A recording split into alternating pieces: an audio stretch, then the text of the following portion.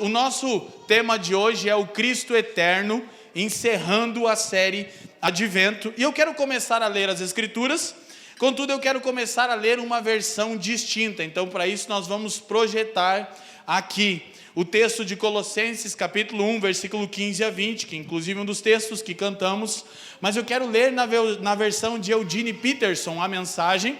É uma versão que não é para substituir a tradicional das Escrituras, mas há textos maravilhosos nela, e essa aqui especialmente é sensacional. Colossenses capítulo 1, versículo 15, nossa primeira projeção, por favor. Quando olhamos para o Filho, é Colossenses 1,15 nessa versão, vemos o Deus invisível. Olhamos para o Filho e vemos o propósito original de Deus em toda a criação, pois tudo, absolutamente tudo, acima e abaixo, visível e invisível, e todas as hierarquias dos anjos, tudo começou nele, e nele encontra propósito. Ele estava lá antes que tudo viesse à existência, e ele tudo mantém até o presente momento. E, no que diz respeito à igreja, ele a organiza e mantém unida, assim como a cabeça dirige o corpo. Ele foi supremo no princípio e, abrindo a vitória da ressurreição, será supremo no fim. Do princípio ao fim ele está lá, elevado acima de tudo e de todos. Ele é tão sublime que tudo que é de Deus encontra um lugar apropriado nele, sem nenhum conflito. Além disso, todas as peças quebradas e deslocadas do universo, pessoas e coisas, animais e átomos, estão agora consertadas em vibrante harmonia. Tudo por causa de sua morte e de seu sangue derramado na cruz. Bendito seja o Senhor, amém? Eu quero orar, Pai, te damos graças uma vez mais e queremos erguer o nome de Jesus mais alto do que qualquer outro nome nesse dia tão especial. E Pai, eu quero te pedir que você nos dê espírito de sabedoria e de revelação, a fim de que os olhos do nosso entendimento sejam iluminados e possamos compreender a real esperança da nossa vocação. Que nenhuma palavra aqui se perca, mas que tudo seja, Pai, para a glória do seu nome, pelos interesses de Cristo e para o bem do mundo. Assim oramos, no precioso nome de Jesus, e quem crê diga amém. Queridos, então, uma vez mais, me dá de presente sua atenção. Se as mamães com bebês precisarem, temos o berçário lá todo equipado para vocês.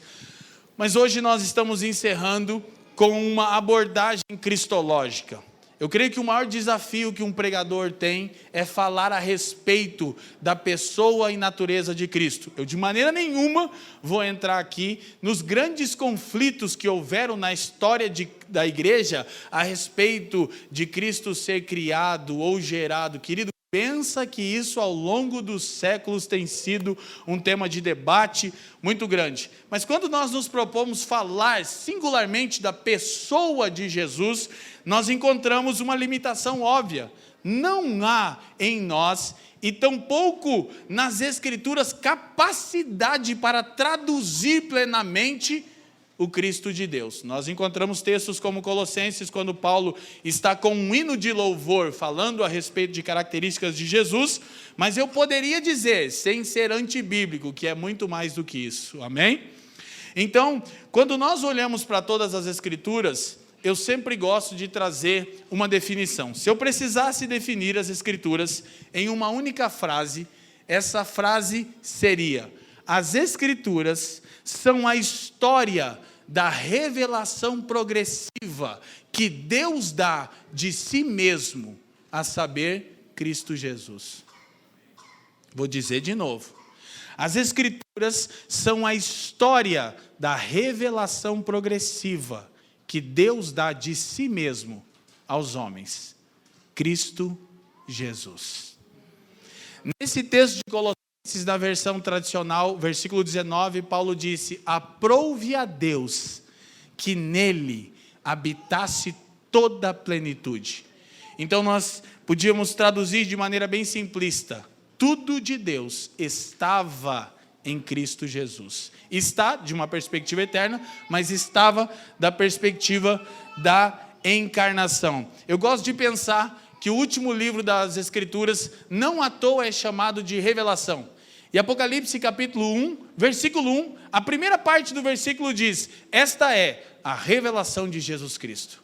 Então, embora o livro vai tratar de orientações que Jesus dá à sua igreja, nós poderíamos entender que todas as Escrituras são essa história progressiva de Deus se dando a conhecer aos homens. E é como se em Apocalipse, onde vemos o Cristo em toda a sua glória, as Escrituras encontrassem um contentamento e nos dissessem, até que enfim, esta é a revelação de quem é Jesus. Então nós encontramos o Filho de Deus em plenitude. Isso é tão maravilhoso que quando olhamos para o texto bíblico, João, que é aquele apóstolo reclinado no peito do Senhor, quando o encontra na ilha de Pátimos, não o reconhece. Porque ele era superiormente mais magnífico do que João poderia ter imaginado. E há também uma grande discussão na academia se aquelas definições de João são literais ou simbólicas. Porque João vai definir Cristo numa imagem um tanto horripilante. Você, como um bom crente, vai dizer que é bonito, mas fala a verdade, se aparecesse um cara na sua frente com uma espada saindo da boca dele, você ia achar uma coisa muito esquisita. Então, provavelmente, aquilo não é um fato literal. João está tentando comunicar uma verdade espiritual a respeito da autoridade da palavra de Cristo, como uma espada afiada, como a própria Escritura de Hebreus, capítulo 4, versículo 12. Então, eu quero levantar um questionamento, e nós teremos 2 sessões apenas na nossa exposição.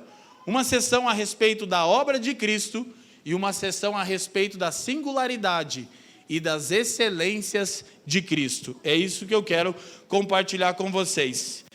Eu quero levantar uma pergunta e quero trazer a resposta. A pergunta é: quem é Jesus? Diga comigo, quem é Jesus? Esse é um questionamento que paira sobre os homens, inclusive o próprio Cristo, em Mateus capítulo 16, indagou seus discípulos, depois de longos meses juntos, ele diz: quem os homens dizem que eu sou? E nós recebemos várias respostas, e então ele se volta para os discípulos e dizem: e vocês? Quem dizem que eu sou? Então nós sabemos a história. Pedro, inspirado pelo Espírito Santo, diz: tu és o Cristo, o Filho do Deus vivo. É ali que Jesus fala sobre a edificação da igreja. Mas se eu precisasse definir de maneira, de novo, simplista, sem tirar o conteúdo e a riqueza das Escrituras, a pergunta quem é Jesus? A resposta seria: o Deus encarnado e acessível. Porque Jesus não é apenas o Deus encarnado, é o Deus encarnado acessível aos homens. O mistério da encarnação é que Deus se fez homem e se tornou acessível aos homens na pessoa do seu Filho. Amém? Então, Jesus é o Deus encarnado e acessível. Quando olhamos para as Escrituras, e essa é uma noite de celebração do Advento, outra pergunta importante a ser respondida é: como podemos conhecer a Cristo? Há 2 respostas básicas, mas a primeira coisa, isso é inclusive um problema filosófico, epistemologia, né? Como sabemos o que sabemos? Isso aí é um longo debate nas eras do iluminismo. Eu falo um pouco disso no 6º capítulo do livro, eu vou me policiar aqui, não vou entrar nessa parte filosófica em respeito ao grande grupo de hoje, mas existe um grande debate em como sabemos o que sabemos, por intermédio da razão, de maneira empírica, etc, etc, etc. Mas sobre Deus, uma coisa é verdade: ninguém de nós pode conhecer nada de Deus se o próprio Deus não se der a conhecer. Nenhum esforço de nós, nem mesmo a leitura da Escritura, somente pela leitura da Escritura, não revela Deus para nós. Ela não é suficiente para revelar todo o ser de Deus. Então, como nós conhecemos a Cristo? Apenas com o Espírito revelando-nos o Filho de Deus. Foi isso que Jesus disse a Pedro. Ele disse: bem-aventurado é você, Simão, filho de Jonas, pois não foi carne nem sangue, ou seja, você não recebeu essa informação de seres humanos, mas meu Pai que está nos céus te compartilhou isso pelo Espírito. Então nós só podemos conhecer a Cristo, essa é a boa nova do Evangelho, porque o próprio Deus tem desejo de revelar seu Filho ao mundo. Amém? Então aqui nós temos uma doutrina bíblica da eleição, porque somente assim nós podemos encontrar Cristo Jesus, se os nossos olhos forem iluminados pelo próprio Deus através do Espírito. Mas, respondendo de maneira bem organizada e bíblica, como podemos conhecer a Cristo? Primeiro, pelo Espírito. Em João capítulo 16, versículo 14, Jesus diz: Ele me glorificará, pois falará daquilo que é meu. Então o Espírito de Deus é quem nos revela o Filho de Deus. As pessoas consideram que conhecem a Cristo. Na verdade, num país como o Brasil, de maioria cristã, de matriz católica ou protestante, somos 86% da população em média, todas as pessoas do Brasil consideram que conhecem Jesus, mas o conhecimento que a Bíblia fala é um conhecimento de relação, é o conhecimento da experiência, e esse tipo de conhecimento, ele produz transformação.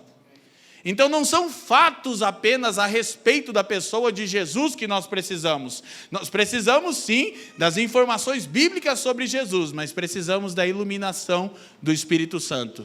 E eu quero rogar ao Pai que abra os olhos do seu entendimento para que você conheça plenamente o seu Filho, amém? Essa é a oração que Paulo faz pelos santos que estavam em Éfeso. Então a primeira forma de conhecermos a Cristo, pelo Espírito. A segunda forma, pelas Escrituras. O próprio Jesus disse em João 7,38, ele disse assim: quem crê em mim, como diz a Escritura. Escute, porque é um Jesus genérico, que é mais barato, mas faz o mesmo efeito, ou dizem que faz o mesmo efeito. E Jesus disse: quem crê em mim, não como você pensa, não como você gostaria que fosse, não como você acha que porventura possa ser. Ele diz: quem crê em mim, como as Escrituras dizem, do seu interior fluirão rios de águas que estão vivas. Certa feita ele repreende os fariseus em João 5,39, ele diz: examinem, pois, as Escrituras, pois elas testificam de mim. Então nós conhecemos a Cristo pelo Espírito, pelas Escrituras, e a terceira forma, pela comunhão. Essa é uma forma que nós amamos. Quem estava ontem no partir do pão aqui, erga a mão? Foi um tempo especial, não foi? Nós sempre nos sentimos como os discípulos no caminho de Emaús, porque quando o pão é partido numa mesa em que há sinceridade, nós vemos Cristo no outro. Porque a beleza da obra de Deus é que eu preciso de você, pois há uma medida de Cristo dada a você. E ninguém tem tudo, amém? Mas toda a plenitude de Jesus está na igreja. Paulo diz isso. Colossenses 1,19, ele diz que aprove a Deus que em Jesus habitasse a plenitude. E em Efésios 1,23, o mesmo Paulo diz que na igreja habita a plenitude de Jesus. Então, tudo de Deus estava em Cristo. Tudo de Cristo está na igreja. É o que as Escrituras nos ensinam. Então, conhecemos o Cristo. Digam comigo, pelo Espírito, pela palavra, pela comunhão. Esses são os meios de graça pelos quais o Filho de Deus se dá a conhecer a nós. E há muitos, deixa eu chamar a atenção, que têm negligenciado. Bom, na verdade todos os meios, né? Algumas pessoas querem conhecer a Cristo pelo Espírito, mas numa perspectiva sensitiva, sensorial, epidérmica, existencialista, sartriana, e não pela palavra. E há outros que negligenciam a comunhão. Na verdade, é tão distinto, porque a Escritura diz em Hebreus 10, 25, que na medida em que nós vemos que o dia do Senhor se aproxima, nós não deveríamos deixar a congregação. Mas na medida em que vemos os fatos se cumprindo e o dia do Senhor se aproximando, vemos os crentes deixando a comunhão.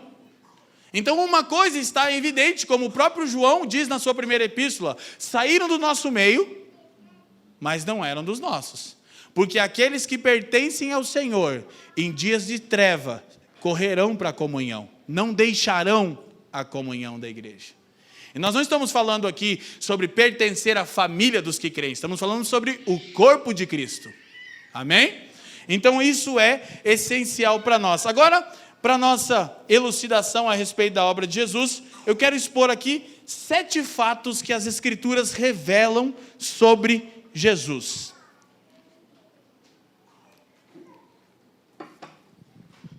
Sete fatos que as Escrituras revelam sobre Jesus. Primeiro, Jesus nasceu em um corpo físico. Amém? Isso é extremamente essencial quando tratamos de vãs filosofias como o gnosticismo. Ok?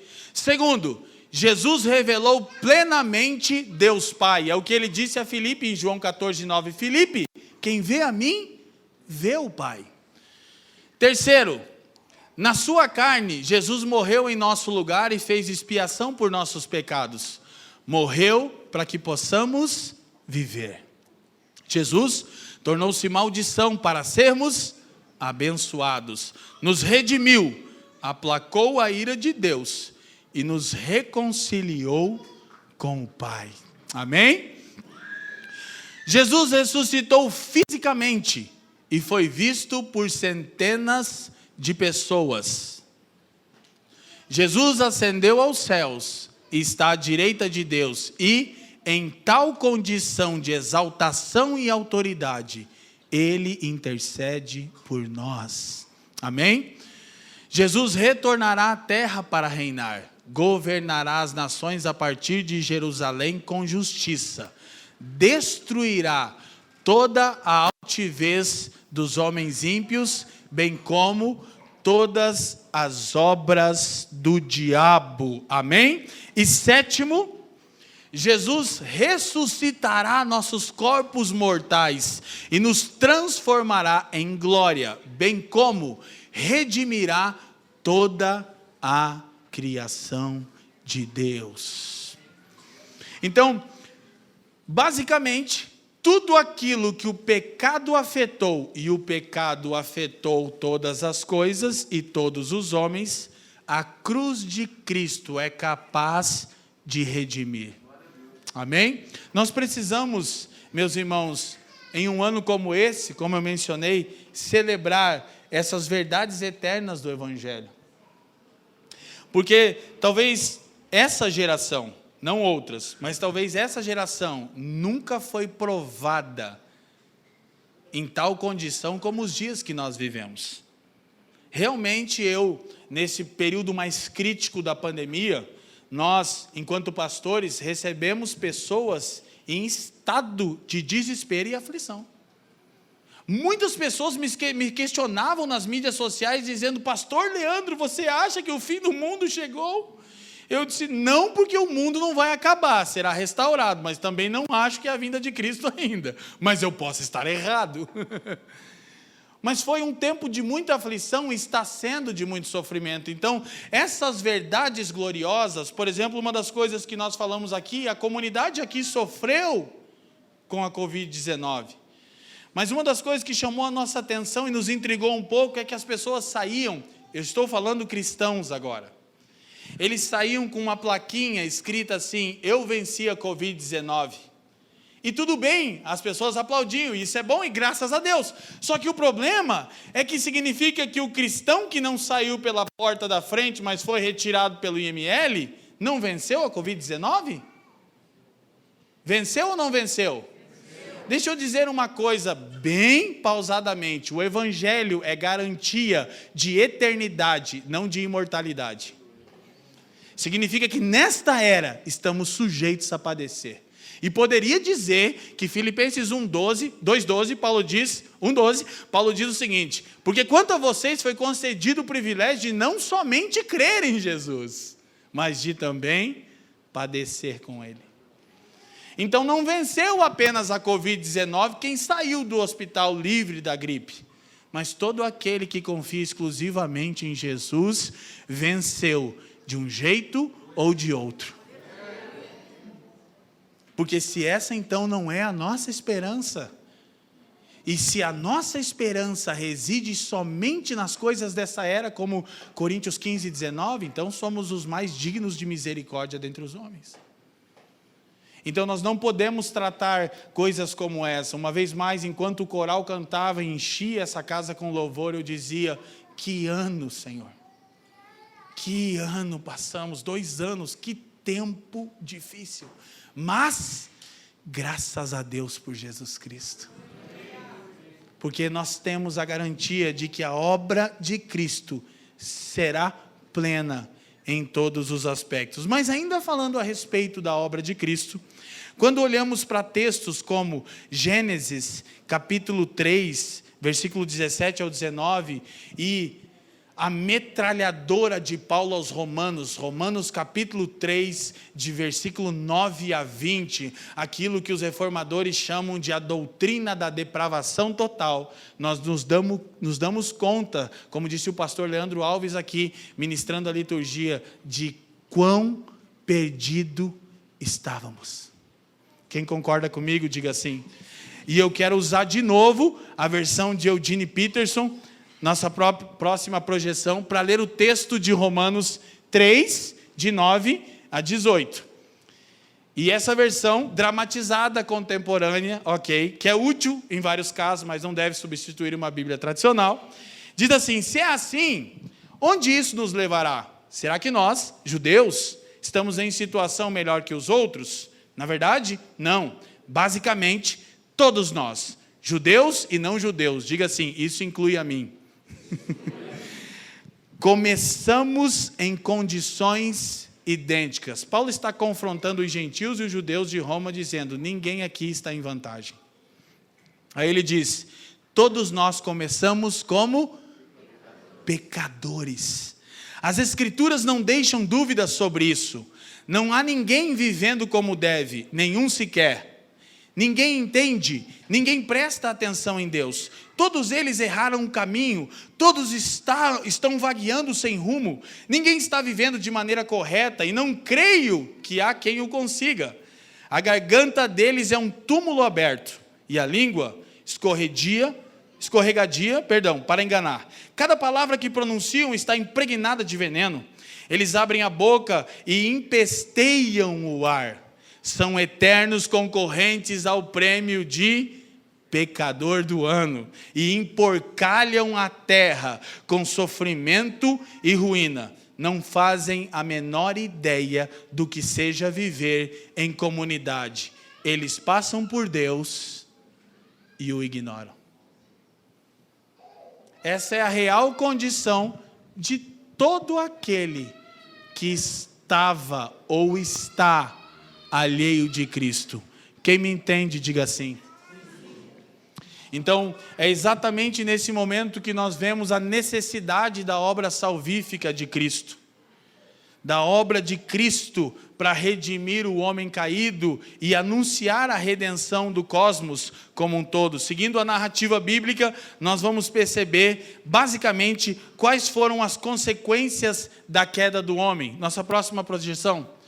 Primeira consequência da queda do homem: separado psicologicamente de si mesmo. Vergonha e medo. Essa é a característica que eu poderia gastar o resto da exposição, se não fosse um culto de advento, falando a respeito da doença crônica desse século. Qual é? A ansiedade. Oriunda do quê? Da vergonha e do medo de si mesmo. A primeira consequência do pecado do homem é que ele entrou em conflito consigo mesmo. Eu quero que você preste muita atenção no que eu vou dizer, para não me tratar por negacionista ou qualquer coisa do gênero. Temos aqui entre nós irmãos que atuam na área da medicina e na área da medicina mental também. Então nós cremos na importância desse trabalho, mas uma coisa tem me inquietado muito. É que terapia está virando uma coisa que, assim, você tem o seu terapeuta. Não é um processo. É tipo, eu vou no meu terapeuta. Quando? A vida toda. Não, tudo bem. Deixa eu te falar de novo que você vai me tratar de negacionista, supremacista, bolsonarista. Não, isso é muito ruim. Não. Eu não estou de maneira nenhuma indo contra as questões patológicas, científicas. Nós não somos alienados. Aleluia. Mas espera aí. Agora terapeuta virou uma coisa que, tipo assim, é até chique ter terapeuta. Mas aí quanto tempo você está no terapeuta? Desde que eu me conheço por gente. Eu digo, mas será que está adiantando? Quem está me entendendo? E a razão disso é o pecado original. Por vezes, repito, você vai ter que tomar suplemento, etc, coisa e tal. O meu médico está aqui na minha vista. Por favor, não torça as minhas palavras. Mas terapeuta de estimação, não. Você está com um problema sério. E o problema sério chama-se pecado. E só Cristo Jesus pode resolver isso. Amém? Porque a geração do mimimi agora não pode mais pregar a verdade, né? Mas aqui a gente vai pregar a verdade. Segunda consequência da queda do homem: separado socialmente do seu próximo. Transferência da culpa. Qual é a maior evidência da natureza adâmica? É quando alguém é surpreendido num pecado, quando você, esse alguém, né? Ou eu, sou esse alguém, e a primeira coisa que fazemos, mas é que tal pessoa que fez isso e que fez aquilo, eu brinco que é o ministério, a mulher que tu me destes. Você lembra, o Senhor chegou no Adão e disse, Adão, comeste do fruto que eu ordenei que não comesse? Ele disse, foi ela. É o espírito do nhonho. Olha ele. Então nós temos um problema. Olha só, deixa eu levantar de novo uma questão. Paulo enfatiza em Romanos que por causa da depravação total nós não sabemos mais viver em comunidade. Ou coisa que entristece o nosso coração enquanto presbitério e diaconia dessa casa é irmãos que não conseguem ter relacionamentos saudáveis, mas vivem em conflito. Estão sempre criando contendas. E a Escritura diz que o Senhor abomina. Tem coisas que Ele não gosta, mas uma das que Ele abomina é o que semeia contenda. Mas isso é um fruto do pecado original. Nós estamos socialmente separados do nosso próximo. Mas não deveria ser assim entre os santos, amém? E deveria haver um interesse entre nós em manter a paz com o outro, como nós fazemos aqui na liturgia. Sempre, todos os domingos, quando nós fazemos a oração de confissão coletiva, depois fazemos a nossa oração pessoal, depois damos graças a Deus por Jesus Cristo e saudamos uns aos outros com paz. Por quê? Porque o pecado me constituiu inimigo de Deus e seu inimigo. Mas a redenção de Cristo nos torna amigos de Deus e irmãos uns dos outros. E aí nos faz ser responsáveis, querido, preste atenção. Por vezes eu já disse isso. Há duas perguntas que Deus faz para o homem no livro de Gênesis. A primeira pergunta, em Gênesis 3:9, Deus diz, onde você está? Porque havia como que um lugar de encontro, ou ao menos é isso que a Escritura quer dizer, e o Senhor vinha na viração do dia, e o homem tinha comunhão com Deus, mas por causa do pecado, em um dia, na eternidade passada, Deus veio na viração do dia no jardim para ter comunhão e o homem não estava ali. E o Senhor perguntou, onde você está que não na minha presença? Essa é a primeira pergunta. A segunda pergunta que Deus faz é em Gênesis 4:9. E Deus diz assim, onde está o teu irmão? Para Caim, preste atenção. E Caim diz assim, eu não sei. Porventura sou responsável por ele? Consequência do pecado, escute. Se quando Deus nos questiona onde está o nosso irmão, a nossa resposta é, eu não sou responsável por ele, então nós já respondemos a primeira pergunta. Na presença de Deus também não estamos. Pois todo aquele que está na presença de Deus se sente responsável pelo seu irmão. Isso é evangelho. O evangelho sempre vai me conduzir para Deus e para o próximo, nunca para mim mesmo. Se conduz para mim mesmo, é falácia coaching, que está na moda nos púlpitos do Brasil. O coaching é um melhoramento adâmico, né? Os irmãos ficam até mal, já começam a sentar de lado. Aperfeiçoando a natureza de Adão. Mas é bom que aqui na família a gente tem algumas declarações, né? Vamos ver se os irmãos estão em dias com a nossa confissão de fé pública aqui, para não fazer feio para os visitantes. Porque o coach diz, você é incrível, você pode, você é melhor. E aqui na família, nós aprendemos que o evangelho diz que nós não somos tão ruins assim. Nós somos piores do que pensamos. Não é que você seja ruim, você é pior do que pensa. É isso que diz o evangelho, sobre você e sobre mim. E somente Cristo Jesus é o que há de bom em nós, amém, irmão? Aqui é o coaching do fracasso. Terceira consequência do pecado, para que a gente vá caminhando. Separados fisicamente da criação. Trabalho árduo, espinhos e abrolhos. Ou seja, não há harmonia entre o homem e o seu trabalho. Não há harmonia. O homem trabalhava, tá? Tem uns irmãos que acham que a vida eterna é tipo assim, cara, a vida eterna vai ser maravilhoso, eu numa rede, Jesus me servindo suco. Tipo, eles assistiram muito aquela propaganda do Tang, tipo assim, como é que era o nome do cara? James, o menino quer mais suco. Pelo amor de Deus, Jesus não é o James, cara. O menino está com sede, você lembra? A gente acha que a vida eterna é ficar numa rede, Jesus vai servir um Tang para nós. Se for um Tang, o doutor Felipe não vai querer ir para o céu. Glória a Deus, irmão. Não, querido, o homem trabalhava, mas ele não tinha o árduo trabalho, o suor do rosto. Ele era produtivo, ele era intencional. Mas agora, por causa do pecado, nós fomos separados fisicamente da criação. Não há harmonia entre o homem e a criação como um todo, o seu trabalho. O que eu estou dizendo, escute, a terra respondia ao homem. Agora a terra está em conflito com o homem. Quando você vê maremotos, terremotos, tufões, enchentes, sabe o que você está vendo? A terceira consequência do pecado. A criação que foi preparada para obedecer o homem, ela não responde mais o homem. Por quê? Porque ela não reconhece o homem. Por quê? Porque a queda roubou a imagem de Deus no homem. A criação não obedecia a Adão, a criação obedecia a imagem de Deus em Adão. Mas por causa do pecado nós entramos em constante conflito. Quem está me entendendo, diga sim. Então, próxima menção, o resumo disso é que em última análise, todos os problemas humanos são sintomas. Nossa separação de Deus é a causa. É isso que o Evangelho nos ensina. Rupturas em meus relacionamentos horizontais, comigo mesmo, com o próximo e com a ordem criada, resultam da ruptura do relacionamento vertical com Deus. Então, uma vez que nós somos convencidos disso, é aí que exultamos a Deus por Jesus Cristo. Porque a morte de Cristo torna possível de novo a harmonia de toda a ordem criada. Embora isso ainda não seja pleno, nós sabemos, por causa da igreja aqui, que haverá uma plenitude na obra de Jesus. Amém? Então há 3 promessas centrais. São muitas, né? São muitas, mas eu escolhi 3 promessas que eu considero que sejam centrais. Pode projetar esse quadro para nós. Então a promessa, Gênesis 3,15, a semente da mulher, o Cristo. O resultado, Colossenses 2,15, a serpente esmagada, amém? Jesus triunfou e expôs publicamente. Deixa eu te falar de novo isso. Jesus, quando ressuscitou e ordenou os discípulos, ele disse assim, diga comigo, é me dado? Autoridade. Se toda a autoridade foi dada a Jesus, não restou nada para o diabo.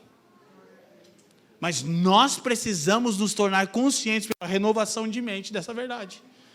Porque tem crente que dá poder para o diabo demais, irmão. Tudo é o capeta, é o Satanás. Fala mais do Satanás do que... Meu Jesus, houve uma época no Brasil que tudo era diabo. Lia uns livros aí que você ficava perturbado. O Satanás, caiu água, o capeta se levantando. O microfone falhou, os caras diziam, é o capeta. Fala, não, é só o Hugo lá que comeu mosca. Segunda promessa, Gênesis 15:4, um descendente. Por que um descendente? Porque o desejo de Deus é construir uma família. Nós sempre traduzimos o eterno propósito de Deus com aquelas 3 frases ali na frente. O que Deus Pai procura? Uma família. O que Deus Filho procura? Uma esposa. O que Deus Espírito procura? Uma casa. Nós somos família para o Pai, esposa para o Filho e morada para o Espírito. Amém? Então havia a promessa de um descendente. O resultado, Efésios 3,15, famílias benditas que tomam o nome de Deus. Outra promessa, Deuteronômio 18, um profeta que falaria em nome de Deus. Resultado, Hebreus capítulo 1 ao 3, agora nós ouvimos a voz de Deus. O autor de Hebreus diz, outrora no passado Deus falou pelos pais, pelos profetas, mas a nós, nos últimos dias, tem nos falado pelo Filho.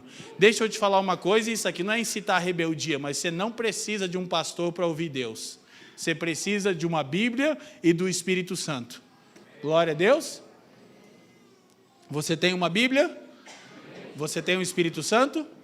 você tem tudo que você precisa. Amém? Porque eu não sou Moisés aqui não, e nenhum dos pastores dessa casa são. Somos irmãos servindo uns aos outros. Então, isto posto, para a gente chegar na nossa reta final, esse é um resumo da plenitude da obra de Jesus, de quem é o Cristo. Mas agora, nós queremos ver a singularidade de Cristo e algumas de suas excelências. Para isso eu vou de novo emprestar menções da história, e eu quero emprestar uma menção que eu acho maravilhosa, de alguém extremamente distinto, que você, ao ler a frase, lógico que você vai ver na projeção na parte final, mas você jamais imaginaria que esse homem disse essas coisas aqui, a respeito da singularidade de Jesus. E ele disse assim: conheço homens, eu vos digo que Jesus Cristo não é um homem. As mentes superficiais veem uma semelhança entre Cristo e os fundadores dos impérios, e os deuses de outras religiões. Essa semelhança não existe. Há entre o cristianismo e qualquer outra religião a distância do infinito. Tudo em Cristo me espanta, seu espírito me espanta, a sua vontade me confunde. Entre ele e qualquer outro no mundo não há um termo de comparação. Ele é verdadeiramente um por si mesmo. Suas ideias e sentimentos, a verdade que ele anuncia, sua maneira de convencer, não são explicadas nem pela organização humana, nem pela natureza das coisas. Continuamos. Quanto mais próximo chego, mais cuidadosamente examino e constato: tudo está acima de mim. Tudo permanece grande e de uma grandeza que domina. Sua religião é uma revelação de uma inteligência que certamente não é a dos homens. Existe uma profunda originalidade em suas palavras, disse máximas antes desconhecidas. Jesus não tomou nada emprestado da ciência. Não se pode encontrar absolutamente em lugar nenhum, mas somente nele, a imitação, o exemplo de sua vida. Procuro em vão na história encontrar alguém semelhante a Jesus Cristo, ou qualquer coisa que possa se aproximar do Evangelho. Nem a história, nem a humanidade, nem as épocas, nem a natureza me oferecem qualquer coisa com a qual eu possa compará-lo. Ele é extraordinário. Napoleão Bonaparte. Cara, isso quase deveria estar nas Escrituras. Não deveria? Se estivesse, alguém aqui acharia ruim? Que coisa gloriosa! Então nós vemos homens que foram exaltados entre os homens, reconhecendo a beleza de Jesus, reconhecendo a singularidade do Filho de Deus, amém? E a coisa maravilhosa é nos dado o privilégio de servi-lo. É nos dado o privilégio de proclamar o glorioso Evangelho seu. A boa notícia, você sabe que uma das características do Evangelho, a boa nova, né, no contexto do Império Romano, uma das coisas que eu trabalho no livro, a boa nova é também que a guerra terminou, o rei triunfou. Os cristãos entraram no descanso. Tem crente marchando 7 voltas, derramando óleo, gritando em portal de cidade para ver se o capeta sai. Gente, que absurdo, você está rindo, mas é que você não vê o que eu vejo andando por aí. Porque o capeta dessas outras pessoas é muito forte, o capeta que eu conheço é bem destituído de poder. Mas o Cristo de Deus é exaltado, amém? E para a gente ir caminhando então para a nossa conclusão, eu quero tomar de uma grande exposição de um dos maiores pregadores da história, Jonathan Edwards, As Excelências de Cristo. 15 do que ele chamou de excelências de Cristo. Edwards disse: há um conjunto, aqui você não vai ver, há um conjunto de tais excelências em Cristo, como em nossa maneira de conhecer, são muito diferentes uma das outras. Em nosso ponto de vista, impossíveis de existirem simultaneamente em uma mesma pessoa. São várias excelências que Edwards compartilha, mas eu separei aqui 15 para sermos pragmáticos. Jonathan Edwards diz: encontra-se em Jesus Cristo infinita alteza e infinita condescendência, complacente, flexível. Encontra-se em Jesus Cristo a infinita justiça e a infinita graça. Parece paradoxal, parece antagônico. Continuamos. Na pessoa de Cristo se reúne infinita glória e a mais profunda humildade. Na pessoa de Cristo encontra-se majestade infinita e mansidão transcendente. Encontra-se na pessoa de Cristo a mais profunda reverência para com Deus e igualdade com Deus, um mistério das Escrituras. Há, conjugados na pessoa de Cristo, infinito mérito e grandiosa paciência sobre os sofrimentos. Na pessoa de Cristo estão conjugados um espírito superior de obediência e sujeição, com supremo domínio sobre o céu e a terra. Na pessoa de Cristo estão reunidas a absoluta soberania, a perfeita resignação, submissão à vontade de alguém ou ao propósito. Em Cristo, reúne-se a autossuficiência e uma inteira esperança e confiança em Deus, o que é outro conjunto peculiar à pessoa de Cristo. Cristo esteve no mais alto grau de sua humilhação, e ainda pela qual, acima de todas as outras coisas, sua divina glória aparece. Ele nunca, em qualquer ato, ofereceu uma tão grande manifestação de amor a Deus, e ainda assim, nunca manifestou tanto o seu amor por aqueles que eram inimigos de Deus, como no ato da cruz. Cristo nunca tão eminentemente manifestou-se pela justiça divina, e ainda assim nunca sofreu tanto com a justiça divina, como quanto ofereceu a si mesmo como um sacrifício pelos nossos pecados. A santidade de Cristo nunca brilhou tão ilustrativamente como em seus últimos sofrimentos, e, ainda assim, ele nunca foi a tal ponto tratado como culpado. Ele nunca foi tratado assim, tão indignamente, como em seus últimos sofrimentos, e é principalmente por causa deles que ele é considerado digno.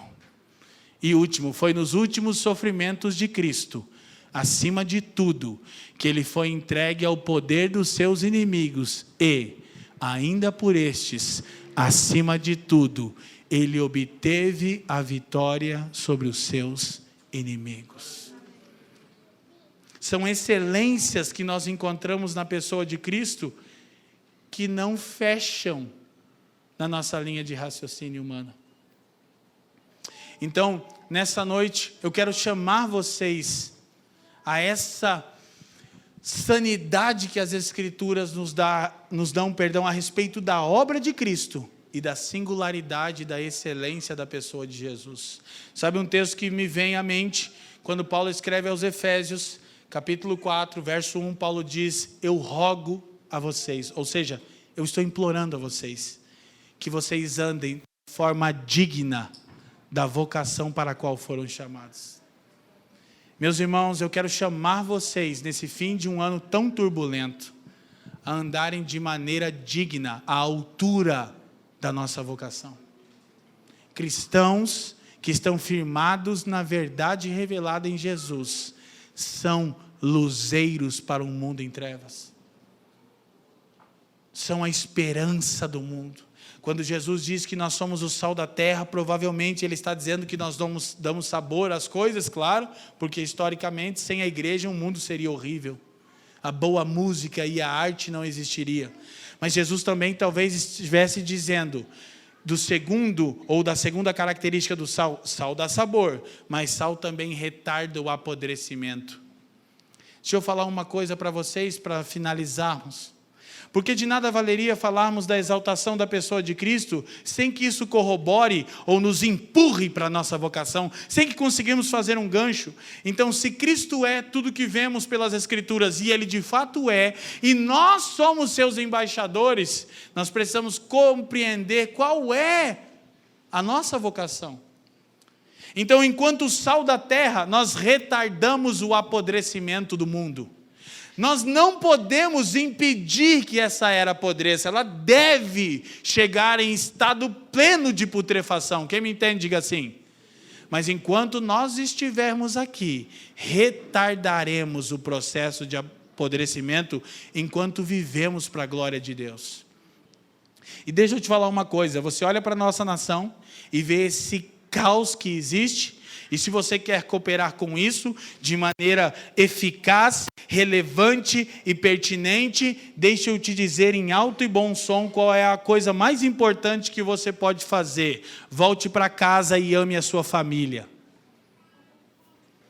Volte para casa e honre a sua esposa, honre o seu marido, honre os seus filhos. É isso a melhor coisa que você pode fazer pelo mundo em estado de apodrecimento.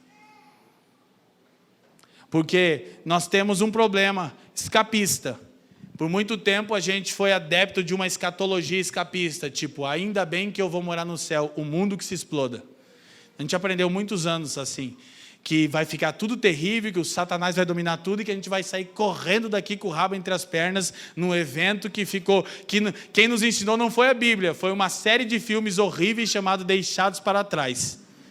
O livro é ruim, os filmes são horríveis. Que daí tinha os anjos que deixavam a roupa dobrada. Nas versões novas o anjo já era mais educado. Você lembra que na primeira as roupas só caía. Já na nova já era anjo mais assim, anjo mais parecido comigo. O anjo preocupava em deixar a roupa dobrada. Mas o que era o cerne do filme? Não adianta a gente fazer nada pelo mundo. O mundo vai de mal a pior e nós queremos é morar no céu. Por isso que essa escatologia vendeu muito escapista. É um problema. Só que agora nós somos para o outro extremo. A escatologia triunfalista. E a gente acha que é o presidente evangélico que vai mudar o mundo. E se depender do evangelho que o presidente vive, né? Glória a Deus. Mas glória a Deus. Da América eu estou falando, irmãos. Não confunda. Não confunda. Mas eu quero concluir mostrando que essa é a obra de Deus. Eu tinha uma última menção, eu nem usarei, eu só quero um versículo bíblico de João capítulo 6. Gostaria que nós abríssemos essa escritura. Então, todo o time pode se preparar novamente já aqui. João capítulo 6.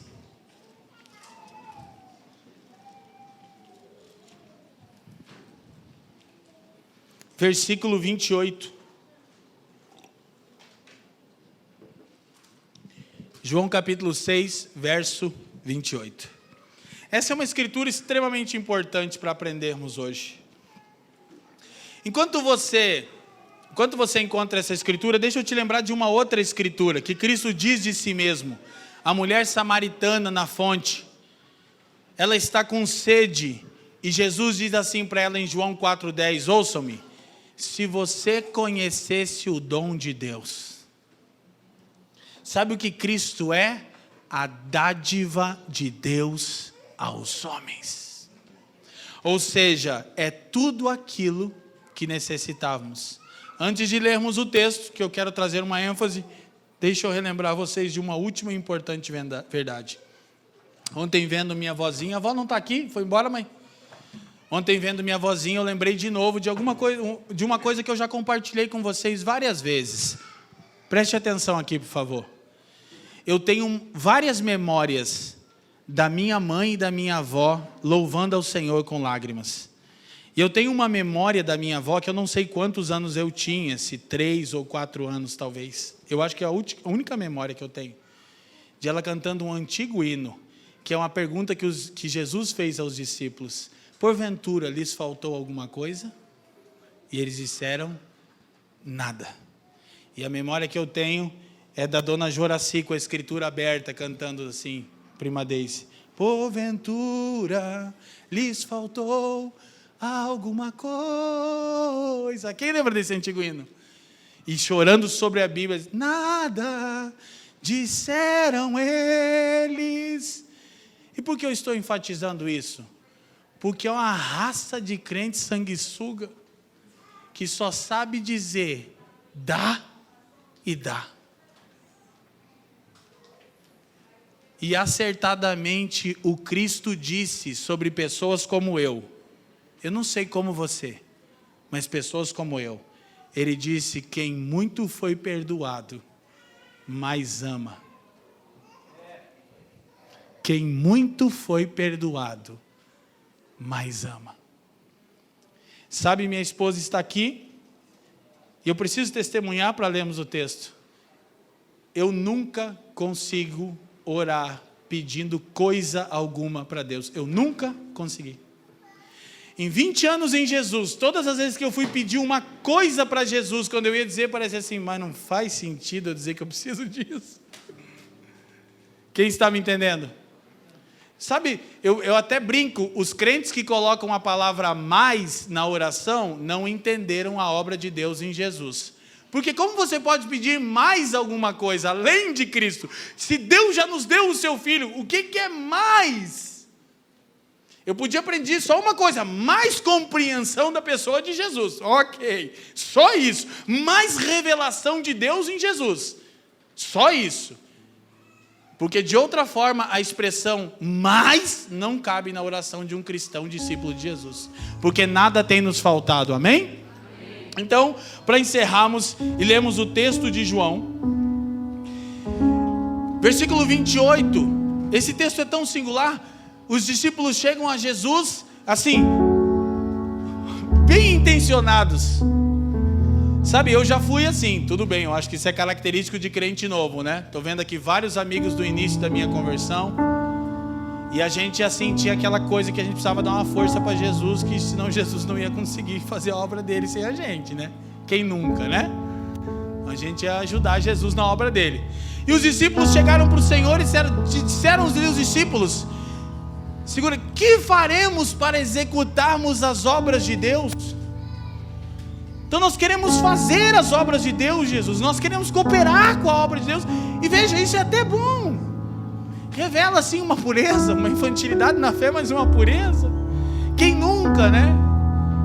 Quem nunca pensou que assim, nessa mentalidade dualista, o paganismo grego entrou de tamanha forma no evangelho, que a gente acha que a história do mundo é uma luta entre Deus e o diabo, e que Deus está levando pau, parece que o capeta vai ganhar, e assim, está quase sem esperança, então a igreja tem que ajudar. Não, o que faremos, Jesus, para executarmos as obras de Deus? E Jesus respondeu e disse-lhe, se você não grifou esse texto da sua Bíblia, se você não conhece ele, porque as pessoas dizem assim, eu estou fazendo a obra de Deus. Jesus disse assim, a obra de Deus é esta, que creiais naquele que Ele enviou. Dito em outras palavras, para encerrarmos, ouçam, a obra de Deus é única e exclusivamente revelar seu Filho. Tudo o que Deus faz tem um intuito, revelar Jesus. Tudo. Então tudo que nós fazemos precisa estar dentro dessa dinâmica. Sermos servos subservientes ao propósito de Deus, para que o Filho de Deus seja manifesto entre os homens também através de nós. Amém, meus irmãos?